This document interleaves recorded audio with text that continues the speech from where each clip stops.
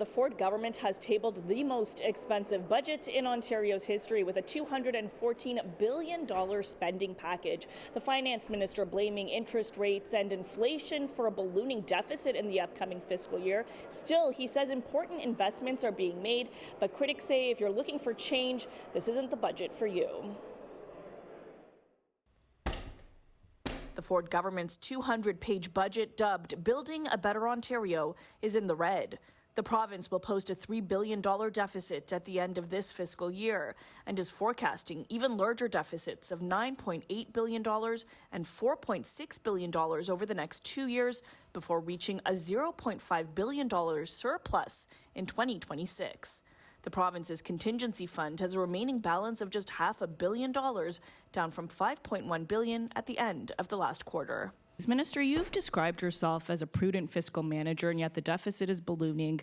The contingency fund is shrinking. How disappointed are you in that? We're not immune from global forces slowing down our economy. Our revenues are down, and the costs of many things are up, including for government. Despite that, the finance minister says this budget spends more on crucial sectors while keeping costs down for Ontarians. It's true, there are no new taxes or fees, but the only new major affordability measure announced today is a proposed change to auto insurance that would allow some coverage to be optional, giving drivers more choice and potential cost savings. This is something that we are committed to because, we want insurance to be affordable for many. We've seen them try this before, and actually premiums went up. Critics are calling the budget deeply out of touch. This is a do-nothing budget. It's not even worth the paper it's written on. While the government is spending its biggest bucks on some key sectors like healthcare, which is up $1.5 billion, and education, up $1.8 billion, it is primarily to cover Bill 124 back pay.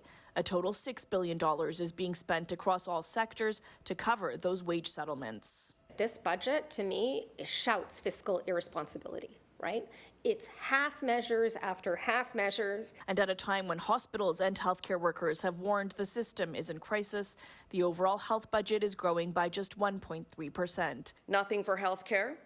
Instead, they have effectively cut funding when our hospitals are already struggling.